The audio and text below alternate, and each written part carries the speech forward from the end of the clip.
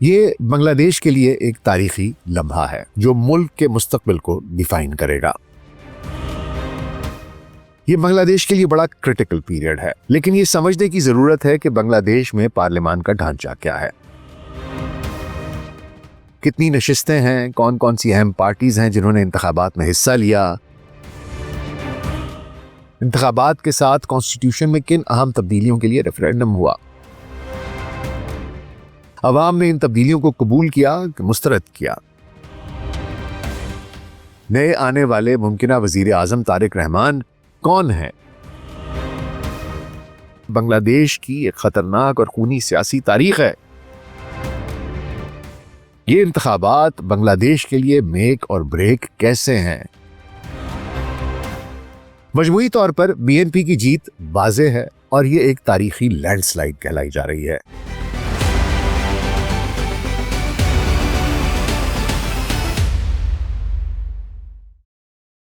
Global search pod cost میں doctor ناصر bag کے ساتھ ابھی خدمت میں حاضر ہیں۔ جی السلام علیکم۔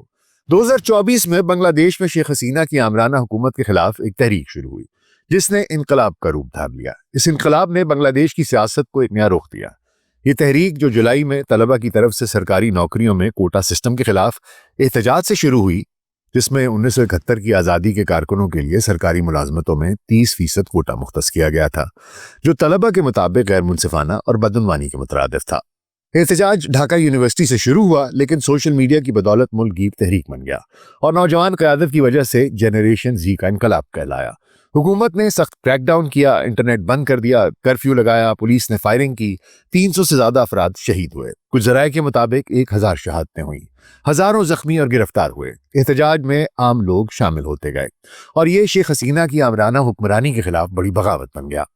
پھر آخر 5 اگست 2024 کو شیخ حسینہ نے استعفیٰ دیا اور فوج کی مدد سے ہیلی کاپٹر میں بھارت بھاگ گئی، جہاں وہ جلا وطنی میں اب بھی زندگی گزار رہی ہیں۔ اس انقلاب نے نئی امید پیدا کی۔ نوبل انعام یافتہ محمد یونس کی قیادت میں عبوری حکومت بنی جس نے اصلاحات تجویز کی، سیاسی قیدیوں کو رہا کیا گیا اور 2026 کے انتخابات کا اعلان کیا گیا۔ اس تحریک کا ایک اہم نتیجہ نیشنل سٹیزن پارٹی یعنی NCP کی تشکیل تھی۔ یہ جماعت 2024 کی طلبہ تحریک کے رہنماؤں نے بنائی، جیسے ناہید اسلام اور دیگر جو انقلاب کا چہرہ تھے۔ مجموعی طور پر بنگلہ دیش کی سیاست میں عوامی لیگ اور BNP جیسی جماعتیں غالب رہی ہیں، لیکن فوجی مداخلتیں اور آمرانہ رجحانات نے جمہوریت کو بار بار کمزور کیا۔ 2024 کا انقلاب اور NCP جیسی نئی جماعتوں کی آمد سے اس امید نے جنم لیا کہ ملک حقیقی جمہوریت کی طرف بڑھے گا، جہاں معاشی ترقی کے ساتھ عوام کو سیاسی آزادی بھی میسر ہوگی۔ لیکن نئی آنے والی حکومت کو بدعنوانی، معاشی عدم مساوات اور سیاسی تقسیم جیسے دیو قامت چیلنجز کا سامنا بھی ہوگا۔ بنگلہ دیش 2024 کے انقلاب کے بعد ایک اہم دور سے گزر رہا ہے۔ سیاسی اور قومی سطح پر کلیدی تبدیلیاں سامنے آئی ہیں، لیکن اس انقلاب کی ایک جمہوری حکومت میں ٹرانزیشن ایک انتہائی اہم فیز ہے۔ 12 فروری 2026 کو بنگلہ دیش میں قومی اسمبلی یعنی جاتیہ سنسد کے 300 میں سے 299 سیٹوں پر الیکشن ہوئے، جس میں BNP اتحاد اور جماعت اسلامی اتحاد، دو اہم اتحاد، یہ آمنے سامنے تھے۔ حسینہ کی عوامی لیگ انتخابات میں وہ شامل نہیں تھی، اس کا حصہ نہیں تھی۔ انتخابات کے ساتھ ہی ایک ریفرینڈم کا انعقاد بھی کرایا گیا۔ یہ ریفرینڈم 12 فروری 2026 کو ہی عام انتخابات کے ساتھ ہوا، جسے جولائی نیشنل چارٹر 2025 پر مبنی قرار دیا گیا ہے۔ یہ چارٹر 2024 کی نوجوان جو تحریک تھی، جولائی کا انقلاب تھا، اس کے بعد عبوری حکومت جو محمد یونس کی قیادت میں ہے، اس نے تیار کیا تھا۔ اب جس وقت میں یہ پوڈ کاسٹ ریکارڈ کر رہا ہوں، تب تک غیر سرکاری اور ابتدائی سرکاری نتائج کے مطابق BNP کو واضح برتری حاصل ہے۔ 299 نشستوں میں سے تقریباً 287 کے غیر سرکاری نتائج سامنے آ چکے ہیں۔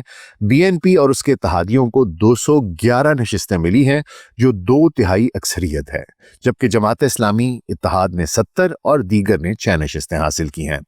مجموعی طور پر BNP کی جیت واضح ہے اور یہ ایک تاریخی لینڈ سلائیڈ کہلائی جا رہی ہے۔ BNP کے رہنما طارق رحمان نے دونوں نشستوں سے بھاری اکثریت حاصل کی ہے۔ یہ بنگلہ دیش کے لیے ایک تاریخی لمحہ ہے جو ملک کے مستقبل کو ڈیفائن کرے گا۔ بہت سے ممالک کے سربراہان نے BNP کے لیڈر کو، طارق رحمان کو مبارکباد پیش کی ہے، اور دیکھنا یہ ہے کہ اب آگے مستقبل میں بنگلہ دیش کس سمت میں جائے گا۔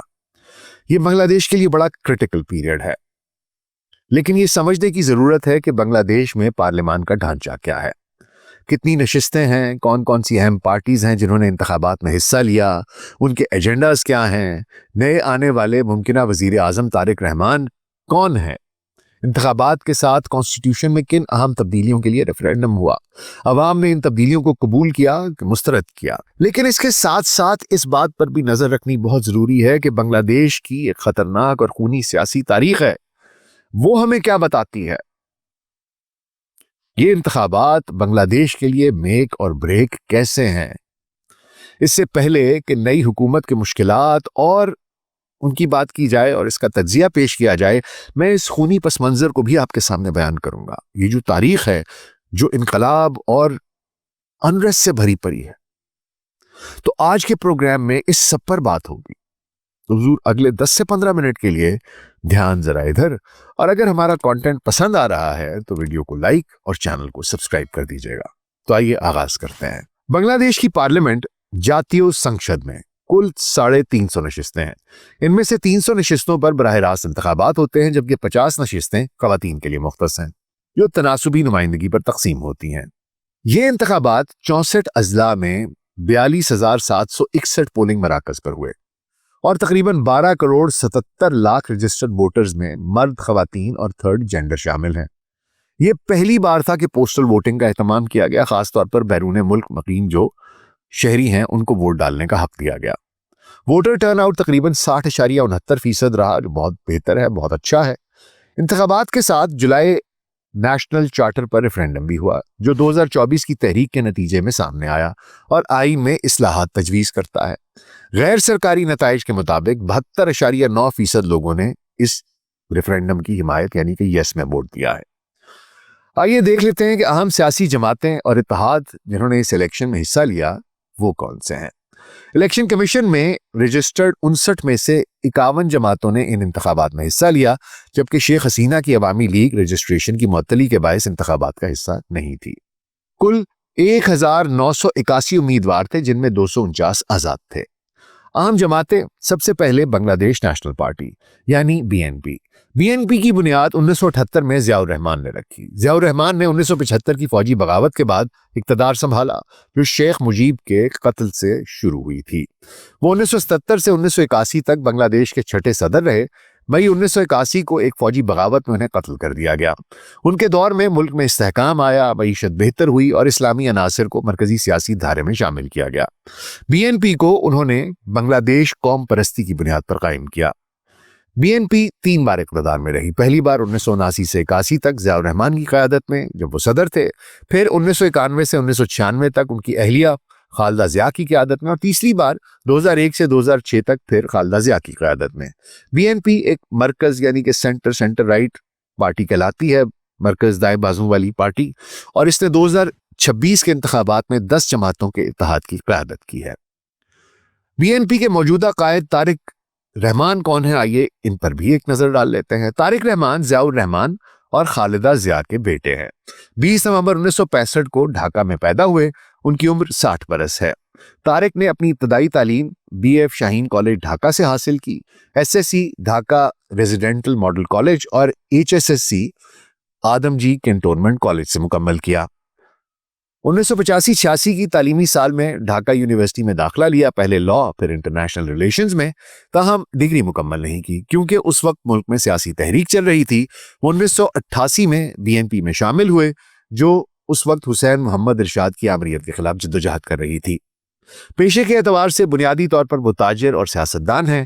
تعلیم کے بعد کاروبار شروع کیا اور ٹیکسٹائل، شپنگ اور ایگرو بیسڈ انڈسٹریز اور دیگر شعبوں میں سرمایہ کاری کی۔ ایک کامیاب انٹرپرینور بنے اور خاندانی کاروبار ضیاء گروپ میں شامل رہے۔ سیاسی طور پر 1988 میں بی این پی میں شامل ہوئے اور 2002 میں پارٹی کے سینئر جوائنٹ سیکرٹری جنرل بنے۔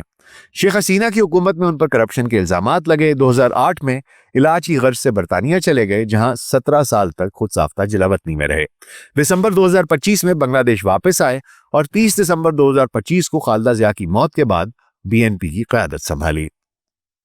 پولز کے مطابق وہ بنگلہ دیش کے اگلے ممکنہ وزیر اعظم ہوں گے۔ انہوں نے 2026 کے انتخابات میں بی این پی کی جیت میں اہم کردار ادا کیا۔ نوجوان ووٹرز ان کی خاندانی سیاست سے نالاں ہیں، لیکن ان کا نام لوگوں کو متحرک کرتا ہے۔ وہ ترقی، نوجوانوں کی طاقت، تعلیم اور بدعنوانی کے خاتمے پر زور دیتے ہیں۔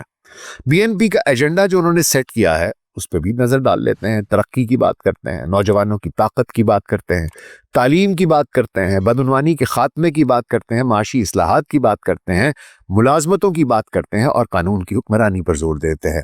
ماہانہ رقوم کا وعدہ بھی کرتے ہیں، وہ کہ ناقدین کہتے ہیں کہ اس کے لیے فنڈنگ کا پلان واضح نہیں ہے۔ یہ تو BNP کی کہانی ہوگی۔ اب آئیے دوسری جانب دیکھتے ہیں جماعت اسلامی، جو 11 جماعتوں کے اتحاد کی قیادت کر رہی ہے، جس میں نیشنل سٹیزن پارٹی یعنی کہ NCP بھی شامل ہے۔ جماعت اسلامی کی بنیاد 1941 میں ابو العلا مودودی نے رکھی، جب بنگلہ دیش برطانوی نوآبادی تھا۔ 1971 میں جماعت نے بنگلہ دیش کی آزادی کی مخالفت کی اور پاکستان کے ساتھ کھڑی رہی، جس کی وجہ سے بنگلہ دیش کی آزادی کے بعد اسے بین کر دیا گیا۔ لیکن 1979 میں BNP کی حکومت نے پابندی اٹھا دی۔ اگلے 2 اشروں میں جماعت کی ایک بڑی سیاسی قوت بن کے ابھری اور 1991 اور 2001 میں BNP کے اتحاد میں شامل رہی۔ شیخ حسینہ کے دور میں جماعت اسلامی پر سخت کریک ڈاؤن ہوا۔ 2013 میں جنگی جرائم کا ٹریبیونل بنا اور اس نے اس کے کئی رہنماؤں کو 1971 کے جرائم کے الزام میں سزا دی، جن میں عبدالقادر مولا کو سزا سنائی گئی اور ان کو دسمبر 2013 میں پھانسی دے دی گئی۔ 2014 میں محمد قمر الزمان کو سزا سنائی گئی اور 2015 میں انہیں پھانسی دی گئی۔ 2014 میں علی احسن محمد مجاہد کو سزا سنائی گئی اور 2015 میں پھانسی۔ 2014 میں مطیع الرحمان نظامی کو سزا سنائی گئی اور 2016 میں پھانسی دی گئی۔ 2014 میں میر قاسم علی کو سزا سنائی گئی اور 2016 میں پھانسی دی گئی۔ 2015 میں جماعت اسلامی کو بین کر دیا گیا اور ہزاروں کارکنوں کو گرفتار کر لیا گیا۔ حسینہ کے بعد جب دور آیا تو اس کے بعد ان پر سے پابندی اٹھا لی گئی۔ اب اس کی قیادت شفیق الرحمان کر رہے ہیں، جن کی عمر 67 برس ہے۔ وہ سابق سرکاری ڈاکٹر ہیں اور 2019 سے جماعت کے چیف ہیں۔ وہ جماعت کو اچھی حکمرانی اور تبدیلی کا ذریعہ بنا کر پیش کر رہے ہیں۔ وہ آزادی مذہب کی ضمانت دیتے ہیں اور ایک ہندو امیدوار کو ٹکٹ بھی دیا ہے، لیکن ان پر تنقید ہو رہی ہے۔ تنقید اس لیے کیونکہ انہوں نے کہا ہے کہ خواتین قیادت کی پوزیشن نہیں سنبھال سکتی اور جماعت اسلامی کے پاس کوئی خاتون امیدوار بھی نہیں ہے۔ اب آ جاتے ہیں تیسری جماعت کی طرف، جس کا نام ہے نیشنل سٹیزن پارٹی، جو کہ بالکل نووارد ہے، NCP کہلاتی ہے، جو 2024 کی طلبہ تحریک کے رہنماؤں نے بنائی ہے۔ یہ مرکزی جماعت ہے جو شہری قیادت اور سیاسی اصلاحات پر توجہ دیتی ہے۔ اس کی قیادت ناہید اسلام کر رہے ہیں، جو 27 برس کے ہیں۔ وہ 2024 کی نوجوان تحریک کا چہرہ ہے۔ حسینہ کے جانے کے بعد عبوری حکومت کے مشیر رہے۔ NCP کا جماعت اسلامی کے ساتھ اتحاد کچھ حامیوں کو پسند نہیں آیا، لیکن ناہید کہتے ہیں کہ مشترکہ ایجنڈا اصلاحات اور بدعنوانی کا خاتمہ کرے گا۔ جماعت اسلامی نے وعدہ کیا ہے کہ اگر اتحاد جیتے تو ناہید کو وزارتی عہدہ ملے گا۔ تازہ ترین نتائج کی بات کروں تو 299 نشستوں میں سے 287 کے نتائج سامنے آ چکے ہیں۔ BNP اور اس کے اتحادیوں کو 211 نشستیں ملی ہیں، جو 2/3 اکثریت ہے۔ جماعت اسلامی کو 70 اور دیگر کو 6۔ بنگلہ دیش میں 12 فروری 2026 کو عام انتخابات کے ساتھ ہی ریفرینڈم بھی ہوا، جسے جولائی نیشنل چارٹر 2025 پر مبنی قرار دیا گیا۔ یہ چارٹر 2024 کی نوجوانوں کی تحریک، جو کہ جولائی انقلاب کہلاتا ہے، اس کے بعد عبوری حکومت جو کہ محمد یونس کی قیادت میں ہے، اس نے تیار کیا۔ اس میں 84 سے زیادہ اصلاحاتی تجاویز شامل ہیں، جن میں تقریباً 47 سے 50 آئینی ترامیم ہیں۔ ریفرینڈم کا مقصد یہ ہے کہ عوام یس یا نو میں سے ایک کا ووٹ دے کر ان تجاویز کی منظوری دے، تاکہ آمرانہ حکمرانی کی واپسی روکی جا سکے، جمہوریت، مؤثر حکمرانی اور سماجی انصاف قائم ہو۔ ریفرینڈم کا بیلٹ پیپر ایک ہی سوال پر مبنی تھا، ایک یس یا نو کا ووٹ، جو 4 بڑے زمروں میں تقسیم کیا گیا تھا۔ یہ 4 اہم تجاویز تھی جن پر عوام نے فیصلہ کیا۔ کون سی؟ پہلا، کیئر ٹیکر حکومت کا نظام، آئینی اداروں کی تشکیل اور آزادی۔ انتخابات کے دوران غیر جانبدار کیئر ٹیکر حکومت کا قیام، بنگلہ دیش الیکشن کمیشن اور دیگر آئینی اداروں جیسے اینٹی کرپشن کمیشن کی آزادی اور طاقت میں اضافہ، تاکہ انتخابات منصفانہ ہو اور آمرانہ مداخلت نہ ہو۔ دوسرا، 2 ایوانوں والی پارلیمنٹ کا قیام، موجودہ سنگل ایوان جاتیو سنگشد کے علاوہ ایک اپر ہاؤس ایوان بالا سینٹ کا قیام۔ بنگلہ دیش میں بھی ایک ایوان ہے جو موجودہ سنگل ایوان ہے، جاتیو سنگشد۔ اس کے علاوہ ایک اپر ہاؤس ایوان بالا یا سینٹ کا قیام، جو 100 اراکین پر مشتمل ہوگا اور تناسبی نمائندگی یعنی پروپورشنل ریپرزنٹیشن سے منتخب کیا جائے گا۔ آئینی ترامیم کے لیے اس اپر ہاؤس کی اکثریت کی منظوری ضروری ہوگی، یہ تبدیلی پارلیمنٹ میں توازن لائے گی اور آئینی تبدیلیوں پر چیک اینڈ بیلنس رکھا جا سکے گا۔ تیسرا، 30 متفقہ اصلاحات کی پابندی۔ چارٹر میں شامل 30 تجاویز جیسے وزیر اعظم کے لیے ٹرم لمٹ یعنی 2 ٹرم یا 10 سال کی حد، صدر کی طاقت میں اضافہ، خواتین کی نمائندگی میں اضافہ، بنیادی حقوق کی توسیع، عدالتی آزادی کی حفاظت اور دیگر چیکس اینڈ بیلنسز، ان کو سیاسی جماعتوں پر پابند کرنا تاکہ اگلی حکومت ان پر عمل کرے۔ چوتھا، باقی تمام چارٹر کی تجاویز کی عملداری۔ باقی اصلاحات جیسے police, public administration, anti corruption اور دیگر شعبوں میں تبدیلیاں، تاکہ جو جماعتیں ہیں وہ اپنی وابستگیوں کے مطابق ان کو نافذ کریں۔ اگر یس ووٹ آیا تو نئی پارلیمنٹ ایک کانسٹیٹیوشنل ریفارم کونسل کے طور پر کام کرے گی اور 180 ورکنگ ڈیز یا 270 دن میں ان ترامیم کو نافذ کر دے گی۔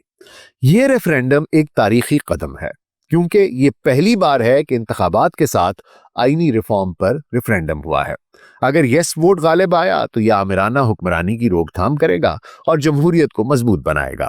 کچھ ناقدین کا کہنا ہے کہ ایک ہی یس تو ووٹ میں اتنی پیچیدہ تبدیلیاں شامل کرنا مشکل ہے اور یہ آئینی تسلسل کو متاثر کر سکتا ہے۔ ابتدائی غیر سرکاری نتائج میں یس کی حمایت زیادہ دکھائی دے رہی ہے، تقریباً 72.9%، لیکن سرکاری حتمی نتائج الیکشن کمیشن جاری کرے گا۔ اب آپ کو یہ بھی بتاتا جاؤں کہ یہ بہت اہم کیوں ہے کہ جو پارٹی جیتی ہے وہ ڈیلیور کرے۔ بنگلہ دیش کی سیاسی تاریخ انقلاب، احتجاج اور خونی بغاوتوں کی تاریخ ہے اور بنگالی عوام کی سیاسی بیداری اور شعور کی گواہی دیتی ہے۔ 1906 میں مسلم لیگ کا قیام ہو یا 1947 میں پاکستان کا قیام، 1952 میں مشرقی پاکستان میں بنگالی زبان، ثقافت اور معاشی حقوق کی جدوجہد ہو، یا 1970 کے انتخابات جہاں شیخ مجیب الرحمان کو عوامی لیگ جب جیت گئی تو اس کو بھاری اکثریت کے باوجود جنرل یحییٰ اور بھٹو نے اقتدار منتقل کرنے سے انکار کیا۔ 1971 کی جنگ اور بنگلہ دیش کی آزادی کا سبب بنا۔ 16 دسمبر 1971 کو بنگلہ دیش ایک آزاد ملک بن گیا۔ آزادی کے بعد 1972 میں بنگلہ دیش نے اپنا آئین اپنایا۔ ملک میں پارلیمنٹری جمہوریت قائم ہوئی۔ آئین میں سیکولرزم، جمہوریت، بنگالی قوم پرستی اور سوشلزم کو بنیادی اصول قرار دیا گیا۔ وزیر اعظم حکومت کا سربراہ ٹھہرا جبکہ صدر کا کردار رسمی تھا۔ جمہوریت کی ابتدائی کوششوں کا آغاز 1973 کے پہلے عام انتخابات سے ہوا جہاں عوامی لیگ بھاری اکثریت سے جیتی۔ شیخ مجیب وزیر اعظم بنا لیکن ملک کو شدید معاشی مسائل، قحط اور بدعنوانی کا سامنا تھا۔ شیخ مجیب نے 1974 میں ایک پارٹی نظام قائم کر دیا اور خود صدر کا عہدہ سنبھال لیا جو جمہوریت سے انحراف تھا۔ یہ صورتحال 15 اگست 1975 کے فوجی بغاوت کا سبب بنی جس میں شیخ مجیب اور اس کے خاندان کو قتل کر دیا گیا۔ اس کے بعد کئی کاؤنٹر بغاوتیں ہوئیں اور بالآخر میجر جنرل ضیاء الرحمان نے اقتدار سنبھالا۔ ضیاء الرحمان نے ملک کو استحکام دیا، معیشت کو بہتر بنایا اور اسلامی عناصر کو مین سٹریم سیاست میں شامل کیا۔ انہوں نے 1978 میں بنگلہ دیش نیشنلسٹ پارٹی یعنی کہ BNP کی بنیاد رکھی اور 1979 میں انتخابات کرائے جس میں وہ جیت گئے، لیکن 1981 میں ایک اور بغاوت میں ان کا بھی قتل ہو گیا۔ 1982 میں لیفٹیننٹ جنرل حسین محمد ارشاد نے بغاوت کی اور اقتدار پر قبضہ کر لیا۔ ارشاد کا دور 1982 سے 1990 تک چلا جو فوجی حکمرانی کا تھا۔ اس عرصے میں 1986 اور 1988 کی انتخابات میں دھاندلی اور اپوزیشن پر مظالم ہوئے۔ 1990 میں عوامی لیگ اور BNP کی مشترکہ تحریک نے ارشاد کو استعفیٰ دینے پر مجبور کر دیا۔ پہلی بار کیئر ٹیکر حکومت قائم کی گئی جس نے غیر جانبدار انتخابات کی نگرانی کی۔ 1991 میں جمہوریت کی بحالی ہوئی، BNP نے جیت حاصل کی، خالدہ ضیاء وزیر اعظم بنی۔ اس کے بعد عوامی لیگ اور BNP کے درمیان اقتدار کا تبادلہ شروع ہوا۔ 1996 میں شیخ حسینہ کی عوامی لیگ جیتی، 2001 میں پھر خالدہ ضیاء کی BNP۔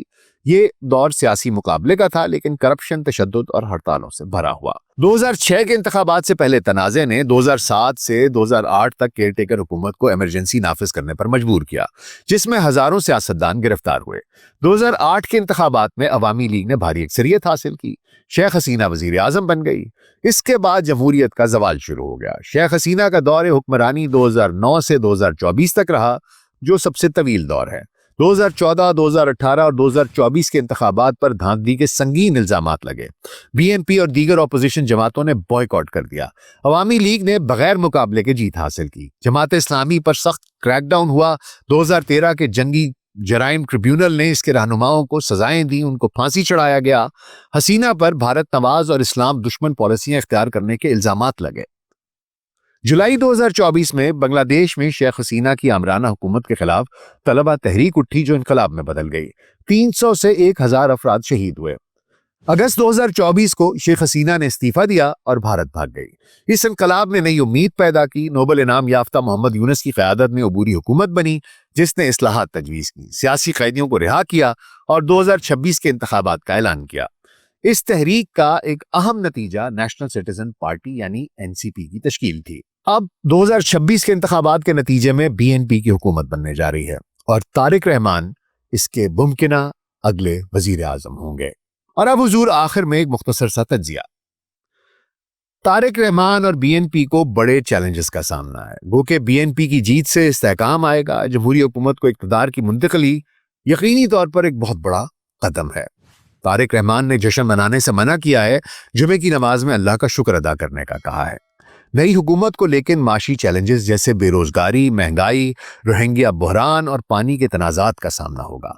भारत और चीन के साथ ताल्लुकात अहम होंगे। पाकिस्तान के साथ ताल्लुक कैसे बरकरार रखा जाएगा? भारत ने अपना मुबस्सिर नहीं भेजा था, लेकिन भारत की मदाखलत से इसको बहुत खबरदार रहना पड़ेगा। ये एक बहुत बड़ा अहम चैलेंज होगा। अगर बीएनपी शरीक हुकूमत बनाती है तो इस्लाहात आ सकती हैं, लेकिन जमात इस्लामी की हुकूमत में शमूलियत से तनकीद का सामना भी करना पड़ सकता है। लेकिन अभी सूरत हाल वाज़ेह नहीं है। मजमूई तौर पर यह जमहूरियत की बहाली है। एक बहुत बड़ा कदम है कि एक साफ शफाफ इंतखाबात हुए हैं जिनमें के एक पार्टी जो डिजर्व करती थी वो जीत गई है और इनके ऊपर कोई बड़े सवालात भी नहीं उठाए जा रहे। बहुत बड़े चैलेंजेस में बहुत से सफारती ताल्लुकात के अंदर भी चैलेंजेस हैं। भारत के साथ खुसूसी तौर पर चीन के साथ ताल्लुक कैसा होगा, अमेरिका के साथ ताल्लुक कैसा होगा, पाकिस्तान के साथ ताल्लुक कैसा होगा, ये तमाम मामला डिफाइन करेंगे। इसके साथ साथ जो इंटरनल खलफिशार है, मैंने आपको बताया कि कितनी खूनी तारीख है बांग्लादेश की। ये किसी को बहुत ज़्यादा बेदारी है, सियासी शऊर है। वो समझते हैं कि उनके हुकूक क्या हैं और वो ज़्यादा देर तक इंतज़ार नहीं करते। अगर वो देखते हैं कि उनके साथ जुल्म हो रहा है तो वो खड़े हो जाते हैं और वो कहते हैं हुजूर आपका टाइम पूरा हो गया, आप चलिए पतली गली से निकल लीजिए। इसलिए मेरे ख्याल में तारिक रहमान के लिए बहुत बड़ा चैलेंज है, एक अपॉर्चुनिटी भी है और चैलेंज भी है। ये मोमेंट यहाँ से ऑनवर्ड डिफाइन करेगा। मेरा ख्याल है मोहम्मद यूनुस ने डिलीवर कर दिया है। उन्होंने साफ शफाफ इंतखाबात कर दिए हैं। ये एक बहुत नाजुक मरहला था कि इनकलाब के बाद इसकी ट्रांजिशन जो थी into a new election, a new elected government को पावर हैंड ओवर करना। इलेक्शन हो गए हैं, पावर भी हैंड ओवर हो जाएगी। ये एक बहुत क्रिटिकल फेज था जो कंप्लीट होने जा रहा है। आगे ओनस तारिक रहमान पर है। एक बहुत बड़ा चैलेंज है। अंदरूनी मसाइल भी हैं, बैरूनी मसाइल भी हैं, माशी मसाइल भी हैं, बहुत से सोशल मसाइल भी हैं, सियासी मसाइल भी हैं। इन सब का हल किस तरीके से किया जाएगा, किस तरीके से मुल्क को लेके जाएंगे और क्या यहाँ से बांग्लादेश टेक ऑफ करेगा या इसी तरीके से सेल करता रहेगा जैसे वो चल रहा है, ये सबसे बड़ा सवाल होगा और देखने की बात होगी। आपका इस बारे में क्या ख्याल है मुझे कमेंट्स में ज़रूर बताइएगा। अपना बहुत ख्याल रखिएगा। शुक्रिया।